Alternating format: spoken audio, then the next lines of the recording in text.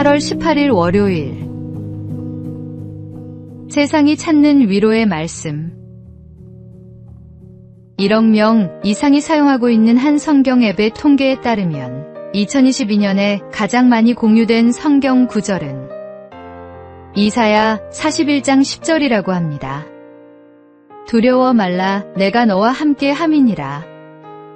놀라지 말라 나는 내 하나님이 됨이니라. 내가 너를 굳세게 하리라. 참으로 너를 도와주리라. 참으로 나의 의로운 오른손으로 너를 붙들리라. 이 앱을 만든 설립자는 사람들이 세상에서 지쳐 혼자라고 느낄 때 이 말씀을 많이 찾는 것 같다라고 말했습니다.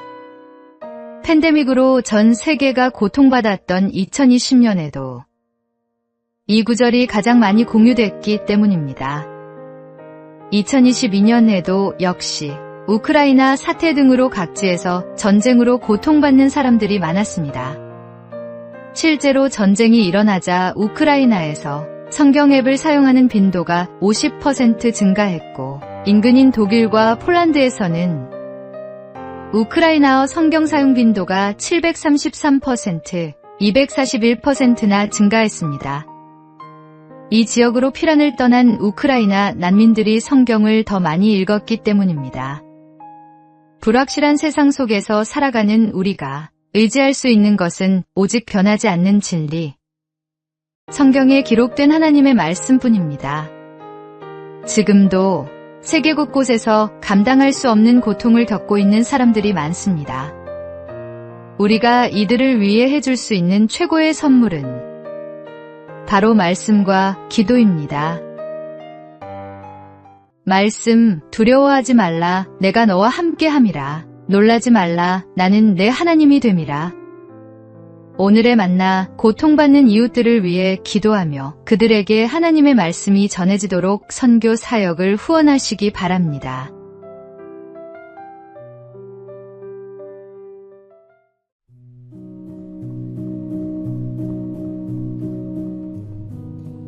(8월 19일) 화요일.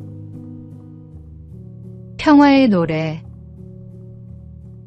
2024 파리올림픽 비치발리볼 여자부 결승전. 브라질과 캐나다가 맞붙었습니다. 브라질이 1세트를, 캐나다가 2세트를 가져가며 승부는 3세트로 넘어갔습니다. 점수가 팽팽해질수록 선수들은 더욱 예민해졌습니다. 그러던 중 브라질 선수가 관중석 가족들에게 손을 흔들며 환하게 웃었습니다. 그런데 캐나다 선수는 자신을 조롱하는 것으로 착각했습니다. 순식간에 두 선수 사이에 고성이 오갔고 경기장 분위기가 험악해졌습니다. 심판이 양쪽에 경고를 주었지만 긴장감은 가라앉지 않았습니다. 바로 그때 경기장에 존 레논의 이매진이 흘러나왔습니다. 세상 모든 사람이 평화 속에서 살아가는 모습을 상상해 보세요. 라는 가사가 울려 퍼지자 마법 같은 일이 일어났습니다. 선수들은 웃음을 터뜨렸고 경기가 끝난 후 서로를 축하하며 사진을 찍고 화기애애하게 헤어졌습니다. 오늘날 우리 사회도 극심한 대립과 갈등을 겪고 있습니다. 이때 그리스도인의 역할은 평화의 노래가 울려 퍼지게 하는 것입니다. 우리에게는 존 레논의 노래보다 더 아름다운 평화의 복음이 있지 않습니까? 말씀, 화평하게 하는 자는 복이 있나니 그들이 하나님의 아들이라 일컬음을 받을 것이며 오늘의 만나, 갈등과 대립이 있는 곳에서 화해의 다리가 되고 평화를 만드는 그리스도인이 되시기 바랍니다.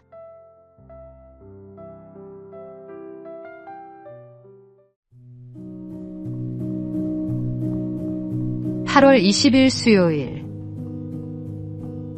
하나님의 완벽한 창조. 한여름 구슬땀을 흘려가며 밭을 돌보던 농부가 밭에 달린 호박을 보며 생각했습니다. 하나님도 참 이렇게 연약한 줄기에 저런 커다란 호박이 열리게 하시다니. 나라면 훨씬 작은 열매가 열리게 할 텐데 말이야. 일을 마치고 나무 그늘에서 잠시 쉼을 청하던 농부는 이번엔 커다란 상수리나무를 보고 비슷한 생각을 했습니다. 아무리 생각해도 이상해. 하나님은 이토록 크고 굵은 나무에 왜 저런 작은 도토리가 맺히게 하셨을까? 나라면 여기에 호박같이 크고 탐스러운 열매가 맺히게 만들 텐데. 농부는 이런저런 생각을 하다가 그늘 아래서 잠이 들었습니다. 잠시 뒤 단잠을 자던 농부의 머리에 도토리가 떨어져 그만 잠이 깼습니다. 그 순간 농부는 큰 깨달음을 얻었습니다. 내 생각대로 호박과 도토리를 만들었으면 난 방금 죽었겠구나. 하나님, 정말 감사합니다. 프랑스 고전주의를 대표하는 시인이자 작가인 장 드라 퐁텐이 쓴 우화입니다. 주 하나님께서 창조하신 세상은 있는 그대로 완벽한 모습입니다. 우리의 모습 역시 마찬가지입니다. 모든 것을 알맞게 창조하시고 때에 맞게 사용하실 주 하나님을 믿으며 오직 감사한 마음으로 하루를 살아가십시오. 말씀, 하나님이 지으신 그 모든 것을 보시기에 심히 좋았더라. 오늘의 만나, 하나님의 창조와 섭리가 완벽함을 인정하고 모든 상황에서 감사하는 마음으로 살아가시기 바랍니다.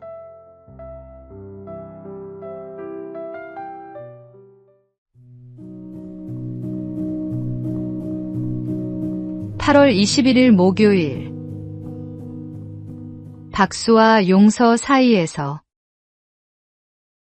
할리우드에서 유명한 배우가 되고 싶었던 두 친구가 있었습니다. 두 사람 모두 열심히 노력한 끝에 할리우드를 대표하는 여배우가 되었고, 두 사람 모두 관능미로 남자들의 마음을 사로잡았다는 공통점이 있었습니다. 그런 두 배우가 어느 날 서로 완전히 다른 길을 걷게 되었습니다. 한 배우는 성공하기 위해 더 험한 길을 선택했습니다. 수단과 방법을 가리지 않고 성공을 위해 모든 일을 감내했습니다. 성공한 수많은 남자를 만나는 것도 그 수단 중 하나였습니다. 반면 다른 한 배우는 달랐습니다. 그녀 역시 아름다움과 재능으로 헐리우드에서 큰 인기를 얻었지만 인생의 공허함을 깨달은 뒤 예수 그리스도를 인격적으로 만났습니다. 그녀는 말했습니다. 세상은 나에게 박수를 줬지만 나는 하나님께 용서를 구했습니다. 그녀는 신앙을 선택했고 이후 연예계 활동을 줄이며 고아와 입양아를 위한 단체를 세우고 기독교 방송과 간증 집회에서 하나님의 사랑을 전하는 삶을 살았습니다. 마치 세상의 조명이 아닌 하나님의 빛 아래로 돌아간 삶이었습니다. 인생의 중심에 주 예수님이 없는 사람은, 주 예수님이 존재하지 않는 삶은 껍데기 같은 삶을 살아갈 뿐입니다. 어떤 행복도 만족도 줄 수 없음을 깨닫는 지혜로운 성도가 되십시오. 말씀, 내가 주는 물을 마시는 자는 영원히 목마르지 아니하리니 내가 주는 물은 그 속에서 영생하도록 솟아나는 샘물이 되리라.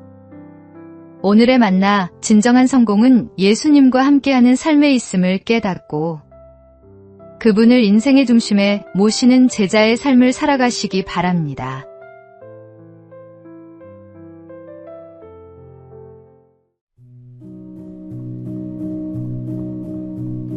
(8월 22일) 금요일. 하나님의 계획.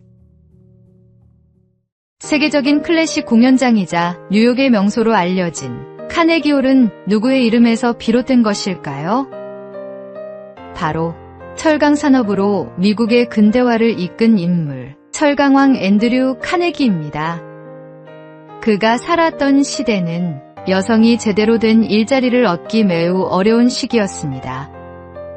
그러나 카네기는 젊은 여성들을 되도록 많이 직원으로 고용해야 한다고 주장했습니다. 이 말을 들은 한 간부는 반박했습니다. 여자는 남자보다 체력이 약하고 교육도 많이 받지 못했습니다. 여자를 채용할 여력이 있다면 남자를 더 많이 채용하십시오. 그러나 카네기의 대답은 확고했습니다. 내 경험으로 볼 때는 완전히 다릅니다. 여자가 남자보다 더 뛰어난 부분이 당연히 있습니다. 맞는 자리에 여자를 앉힌다면 오히려 남자보다 더 신뢰할 수 있습니다. 카네기는 모든 반대를 물리치고 당시 미국 기업 중에서는 최초로 여성을 전신통신원 책임자로 고용했습니다.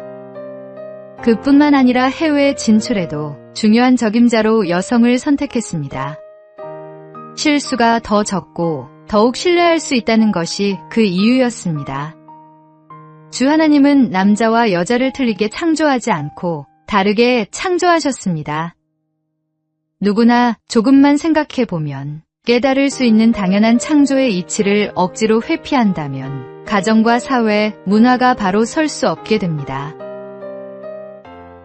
오늘의 말씀, 하나님이 자기 형상, 곧 하나님의 형상대로 사람을 창조하시되 남자와 여자를 창조하시고